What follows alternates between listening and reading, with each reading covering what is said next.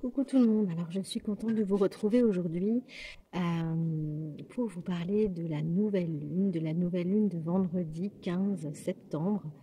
La nouvelle lune, c'est le moment donc, où le soleil et la lune se retrouvent en conjonction dans le même signe, au même endroit, dans le signe de la Vierge pour cette nouvelle lune.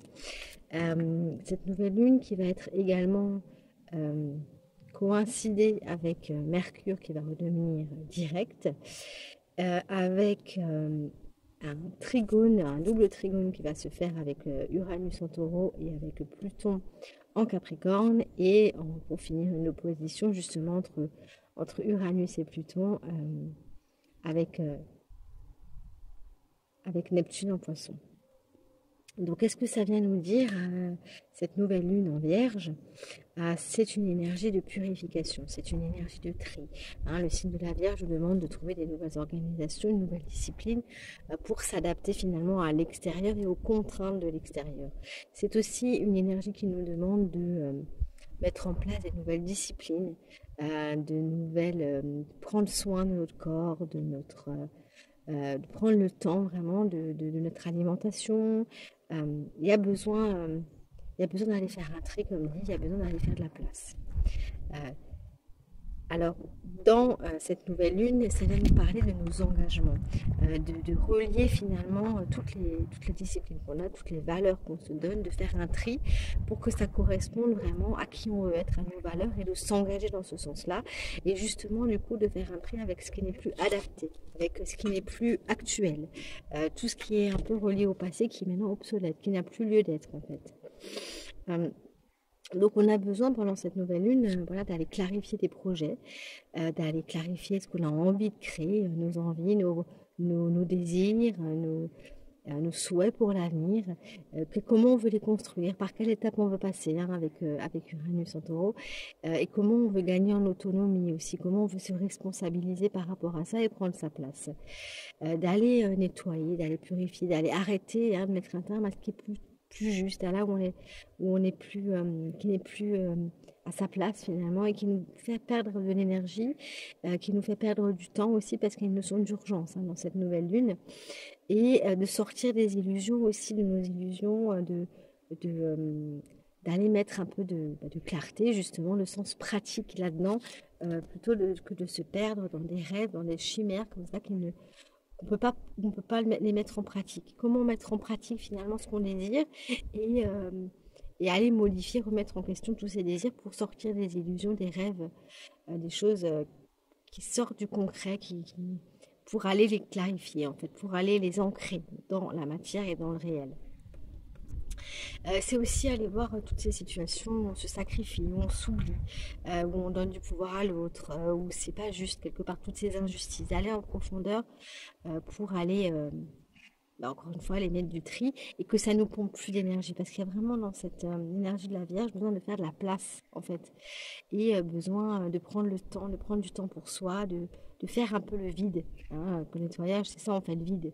Donc, dans le côté pratique, c'est justement le nettoyage, et dans le côté à tous les niveaux, en fait, que ce soit chez nous, dans notre lieu de vie, ou que ce soit à l'intérieur de nous, dans nos pensées, dans nos rêves, dans notre organisation, dans nos disciplines.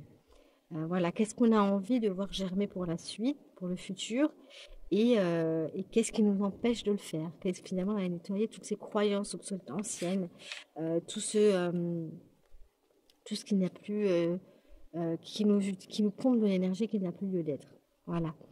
Tout ce qui nous sclérose, tout ce qui nous bloque. D'aller voir aussi. Il y a vraiment une grosse prise de conscience, je pense, dans cette nouvelle lune.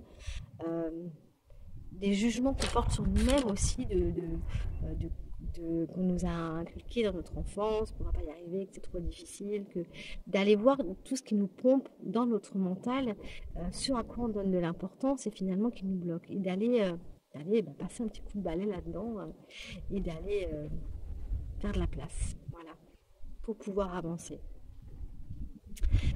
Donc ça demande aussi de prendre nos propres responsabilités. Jusqu'à là, voilà, si on n'a pas réussi à faire des choses, à mettre en place des choses, à avancer, c'est parce que justement on alimentait tout ça. Donc il faut prendre notre responsabilité et assumer finalement les choix qu'on a fait dans le passé, et pour justement les modifier. Ça demande vraiment des grosses remises en question, et le signe de la Vierge est vraiment d'aller remettre en question les jugements qu'on peut porter aussi sur les autres et sur nous-mêmes.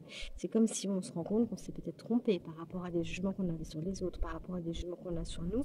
Et ça nous bloque aujourd'hui. Il y a vraiment besoin d'aller mettre de la justesse là-dedans et de comprendre aussi, parce qu'avec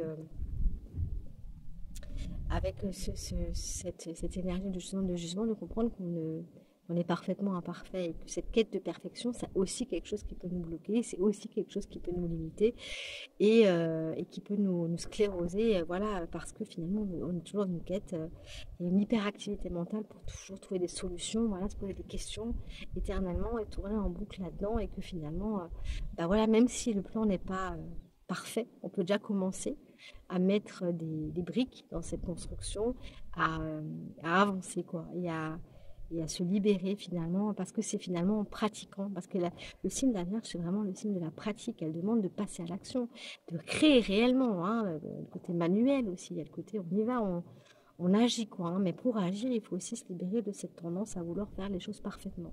Même si c'est parfait, pas parfait, j'y vais, ça se perfectionnera en fait. C'est un signe d'amélioration. Les choses s'améliorent, mais pour les améliorer, il faut qu'on voie là où ça pêche. Et pour qu'on voit là où ça pêche, il faut y aller, il faut expérimenter. C'est Mercure, en fait, à la Vierge. Mais c'est pas le Mercure du Gémeaux qui est que dans les pensées, c'est aussi le Mercure qui passe à l'action, quoi. Voilà, et pour faire ça, pour aller remettre tout ça en question, pour aller comprendre les choses, hein, parce qu'on est dans un signe qui demande de la compréhension mentale, il y a besoin justement d'arrêter de se poser trop de questions, de faire une pause mentale, de poser, hein, d'alléger le mental, de pouvoir, pour faire le point, il faut faire de la place, il faut aller accepter de s'accorder des moments de pause mentale, vraiment pour moi, il y a vraiment d'aller écouter son corps, alors, méditation c'est un grand mot, hein, mais vraiment de prendre le temps de laisser circuler, voilà, les informations, et pour les laisser circuler, il faut les apaiser, ces pensées, et voilà, faire une pause dans ses pensées, essayer régulièrement de faire des petites pauses dans ses pensées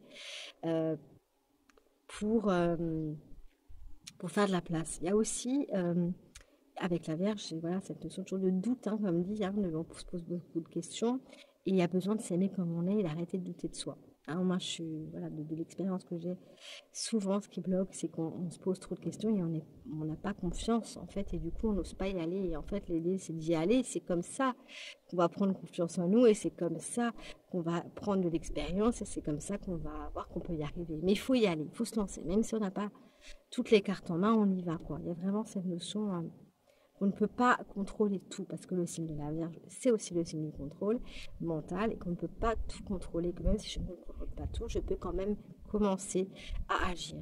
Et là, on est dans l'axe, finalement, dans cette opposition en poisson, à Neptune, hein, Vierge-Poisson, ou d'accepter qu'on ne peut pas contrôler tout, qu'il faut laisser une part de mystère là-dedans, et que pour se laisser inspirer, il faut faire une pause, voilà, du mental. Donc ça, c'est le signe du Poisson, c'est Neptune en Poisson, et aussi, comment dire, ouais, de la mettre là dans la clarté.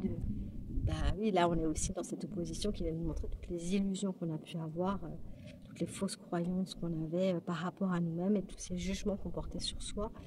Mais c'est qu'en expérimentant qu'on peut s'en rendre compte. C'est qu'en passant à l'action quelque part. Voilà. Donc, je suis parfaitement imparfait. Hein, ça, c'est souvent ce que je donne comme mantra pour la Vierge, parce qu'on est vraiment là-dedans.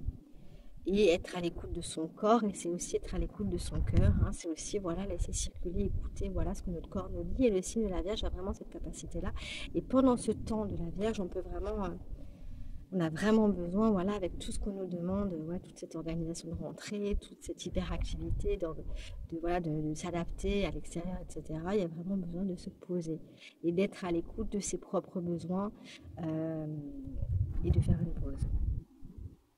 Faire écouter la qualité de ses pensées, écouter nos pensées, les voir, les observer, prendre de la hauteur par rapport à ça, parce que finalement l'énergie qui est le signe du Poisson suit la pensée dans la Vierge.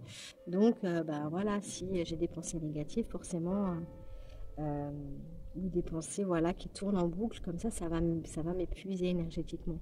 J'ai vraiment l'idée d'aller prendre conscience de ça, de voir et d'observer. C'est le défi de la confiance en soi et de la foi, et de lâcher prise par rapport à sa créativité, par rapport à la manifestation, à ce qu'on manifester, mais c'est commencer un pas après l'autre, étape par étape, être à l'écoute de soi, accepter de prendre des moments de silence par rapport au quotidien et arriver à trouver un équilibre entre ce contrôle, ce mental, cette organisation, ce tri qu'on a à faire et en même temps de prendre le temps de se laisser inspirer et de développer cette foi et cette confiance. Il y a vraiment, avec l'axe poisson vierge, il y a vraiment cette idée d'utiliser le mental de la Vierge pour ancrer dans la matière, de façon très réelle, les rêves et l'inspiration du signe du poisson qui sont plus invisibles et qui sont plus liés à l'âme et à l'esprit. Donc ça crée un lien entre ce mental, cet esprit, cette âme et la matière. Et on est vraiment là-dedans avec cette nouvelle lune. Il y a un lien entre le divin et le matériel et le côté très pratique qui peut se faire. Mais ça demande de lâcher le contrôle, de prendre du repos, voilà, et de se faire plaisir aussi. Laisser une organisation plus naturelle se mettre en place, agir sur ce qu'on peut, comprendre qu'on ne peut pas agir sur tout, et laisser le reste, finalement.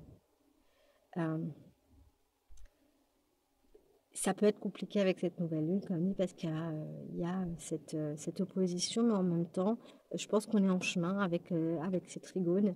On est en chemin et on est aidé par cette quête, ce besoin de nettoyer, de purifier, de se poser des questions, de retrouver son pouvoir avec Pluton et en même temps de retrouver son autonomie et d'avancer, de remettre en question voilà, tout ce qui est déjà là, tout ce qui est déjà ancré, tout ce qui est ancien, pour remettre du nouveau, pour créer du nouveau. Hein. Il y a vraiment une très forte créativité avec cette nouvelle lune et un équilibre à trouver. Voilà. Donc une nouvelle lune qui peut être très très bénéfique pour tous les signes de la Vierge, du Poisson, je dirais, même si c'est challengeant aussi pour eux, mais ça va vraiment agir sur eux. Tout ce qui est taureau, le Capricorne, bien sûr, avec ces trigones qui sont formés. Voilà, c'est vraiment des signes qui pour après, de toute façon, voilà, même si vous n'avez pas ces signes-là, il y a forcé, vous avez peut-être des planètes, que ce soit Vénus, Mars, Jupiter, Saturne, qui sont dans ces signes-là, qui vont aussi jouer.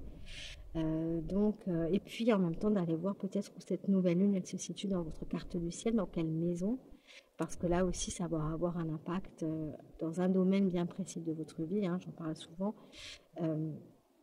Ça peut être intéressant d'aller voir où ça va se jouer, hein, si c'est dans la maison 1, on parle de son corps, de son physique, de son énergie, de vraiment sa personnalité. Donc là, ça va avoir un impact très fort. Donc ça, c'est surtout si on est ascendant vierge. Pour tous ceux qui auront cette nouvelle lune dans la maison 2, là, on est plus dans la matière, on est plus dans sa valeur, des remises en cause de sa valeur personnelle. Si c'est en maison 3, on est dans la communication, dans les liens au niveau des frères et sœurs, dans la fratrie, dans la communication avec les autres, dans le mouvement, dans l'apprentissage aussi. Dans la maison 4, ça va être plus avec le foyer, avec les parents, avec l'origine, avec sa maison, son foyer, sa famille, on va dire. Dans la maison 5, ça va être plus en lien avec ses enfants, aussi une très forte créativité, le fait, la confiance en soi aussi, le plaisir. Dans la maison 6, on va être très très relié au quotidien, donc là on est dans la maison de la Vierge, donc là ça va être vraiment des remises en cause de ses disciplines justement, de son quotidien, le lien avec les animaux aussi, ça peut jouer. Dans la maison 7, on est dans le couple, dans les associations, au travail aussi, mais surtout dans les associations, dans le couple en tout cas.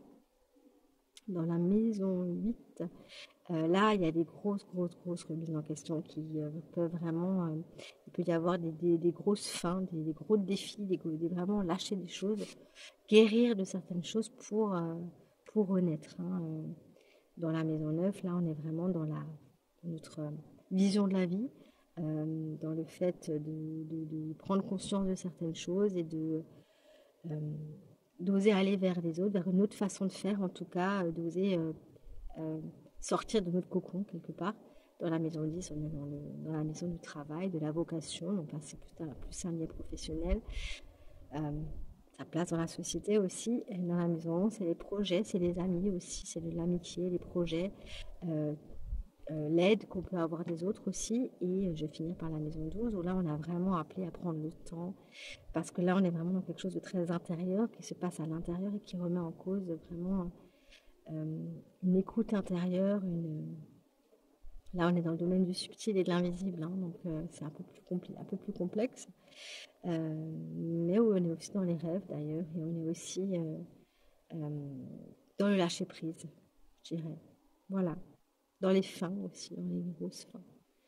Voilà, je crois que j'ai fait le tour de ce que je voulais dire par rapport à cette nouvelle lune. Je vous remercie pour tous vos commentaires. Si vous avez envie de partager des choses, c'est avec plaisir, je les lirai. Merci pour vos abonnements, pour vos partages.